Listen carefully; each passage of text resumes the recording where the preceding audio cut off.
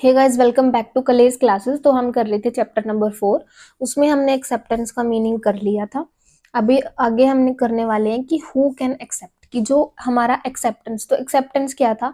Acceptance में जो promisor ने प्रोमिसी के सामने जो ऑफर रखा है, अगर प्रोमिसी उसके लिए एग्री करता है तो उसे टाइम वो प्रोमिस बन जाता है। मीन्स वो अपना एसेंट शो कर रहा है, अपना कंसेंट शो कर रहा है उसके ऑफर के टुवर्ड्स, तो उसे हम क्या बोलते हैं, एक्सेप्टेंस बोलते हैं। अगर वो एग्री करता है, अगर वो एक्सेप्ट कर लेता है तो जो हमारा ऑफर है उसको कौन एक्सेप्ट कर सकता है। तो मैंने आपको बताया था कि जो ऑफर है वो जनरल भी हो सकता है, वो स्पेसिफिक भी हो सकता है।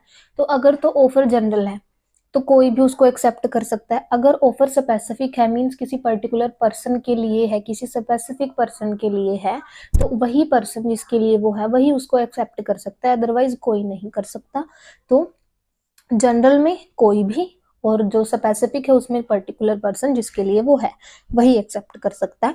उसके बाद आते हैं हमारे रूल्स ऑफ एक्सेप्टेंस।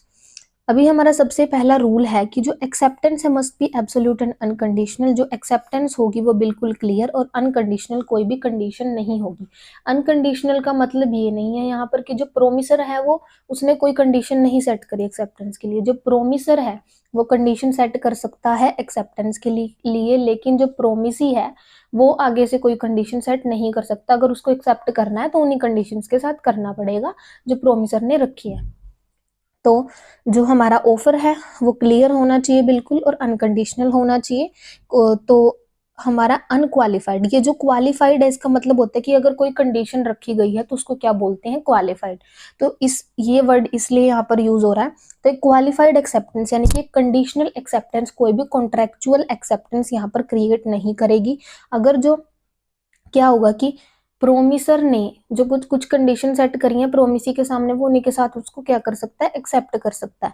लेकिन जो प्रोमिसी है अगर वो आगे से कुछ कंडीशन सेट करता है कि मैं अगर ये कंडीशंस होंगी तो तभी मैं एक्सेप्ट करूंगा, तो इस तरीके से जो ओरिजिनल ऑफर है वो यहाँ पर खत्म हो जाता है। और एक काउंटर ऑफर, जो प्रोमिसी कंडीशन सेट कर रहा है अपनी कंडीशंस के साथ, वो क्या करता है, एक्सेप्टेंस की कंडीशन वो दे रहा है तो वो क्या कर रहा है, काउंटर ऑफर कर रहा है प्रोमिसी प्रोमिसर को कुछ कंडीशंस अपनी रख के। इस तरीके से तो वो काउंटर ऑफर बन जाता है और जो ओरिजिनल ऑफर है वो खत्म हो जाता है। यहाँ पर कोई भी कॉन्ट्रेक्चुअल रिलेशनशिप, कॉन्ट्रेक्चुअल ऑब्लिगेशंस जो है क्रिएट नहीं होती। तो जो एक्सेप्टेंस है वो एब्सोल्यूट, बिल्कुल क्लियर और बिल्कुल अनकंडीशनल होनी चाहिए इस तरीके से। फॉर एग्जाम्पल, जैसे कि जो ए है वो बोलता है बी को कि मैं तेरे को अपनी वॉच सेल करना चाहता हूँ 1000 में। तो ए जो है प्रोमिसर है और बी प्रोमिसी है, तो ए ने बी को बोला वॉच सेल करने के लिए 1000 में। ये क्या था कि अगर वो 1000 पे करता है तो वो तभी उसको अपनी वॉच देगा। इस तरीके से उसने कंडीशन सेट करी, किसने, ए ने। अब जो बी है उसने आगे से क्या कहा कि नहीं भाई, मैं तो 800 में ही खरीदूंगा, 800 ही दूंगा मैं सिर्फ इस वॉच के।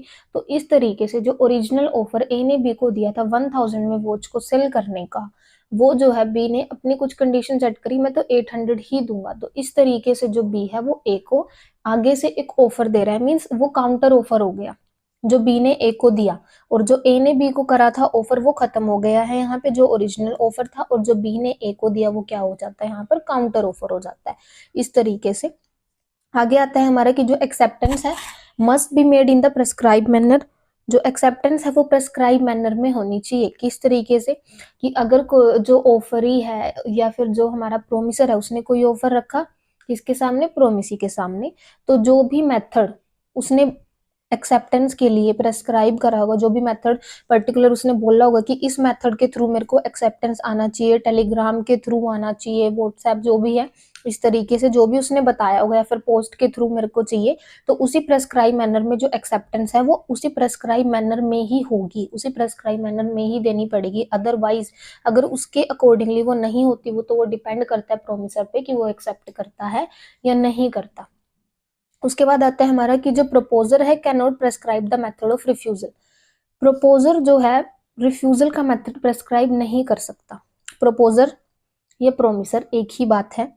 तो जो प्रपोजर है या हम कह सकते हैं प्रोमिसर है, तो यहाँ पर जो प्रोमिसर है उसके पास राइट है कि वो एक्सेप्टेंस के लिए कंडीशन सेट कर सकता है, लेकिन वो किस लिए कंडीशन सेट नहीं कर सकता, रिफ्यूजल के लिए कंडीशन सेट नहीं कर सकता। तो वो एक तरीके से क्या, ऑर्डर की फॉर्म में ये हो जाता है, लेकिन हमारा जो ऑफर है वो रिक्वेस्ट होना चाहिए। तो जो प्रोमिसर है वो मेथड प्रेस्क्राइब कर सकता है किस चीज के लिए, सिर्फ एक्सेप्टेंस के लिए।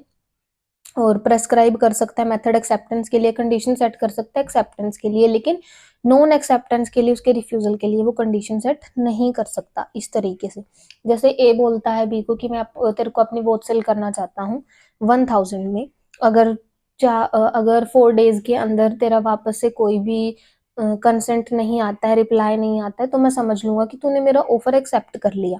तो ये क्या हो जाता है कि उसने कंडीशन सेट कर दी। अब भी एक्सेप्ट करे या ना करे, वो अपनी एक्सेप्टेंस भेजे या ना भेजे, उससे जो प्रोमिसर है यहाँ पर एक तरीके से जो ए है वो क्या कर रहा है, कंडीशन सेट कर रहा है उसके नॉन रिफ्यूजल के लिए भी, कि अगर तूने 4 डेज के अंदर नहीं भेजा तो मैं समझ लूंगा कि एक्सेप्ट कर लिया।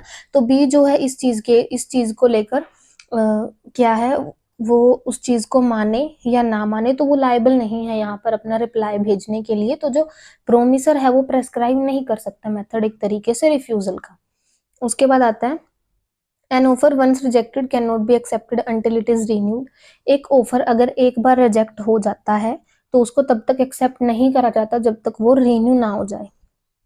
एक रिजेक्टेड ऑफर एक डेड ऑफर होता है। ए बी को बोलता है वॉच सेल करने के लिए, बी डिसएग्री कर देता है, तो यहाँ से जो ऑफर था वो खत्म हो गया है।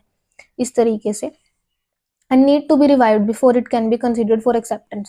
और अगर उसको कोई एक्सेप्ट करना चाहता है तो दोबारा से उसको रीन्यू करना पड़ेगा, दोबारा से उसको सही करना पड़ेगा। जैसे अगर ए ऑफर कर रहा है 100 क्वांटल्स ऑफ शुगर बी को सेल करने के लिए 1000 पर क्वांटल में, और बी जो है दोबारा से लिखता है कि that he is prepare to buy, वो सिर्फ 750 पर क्वांटल लेगा, तो बी ने जो है रिजेक्ट कर दिया ए के प्रपोजल को। यहाँ पर प्रपोजल ऑफर खत्म हो जाता है।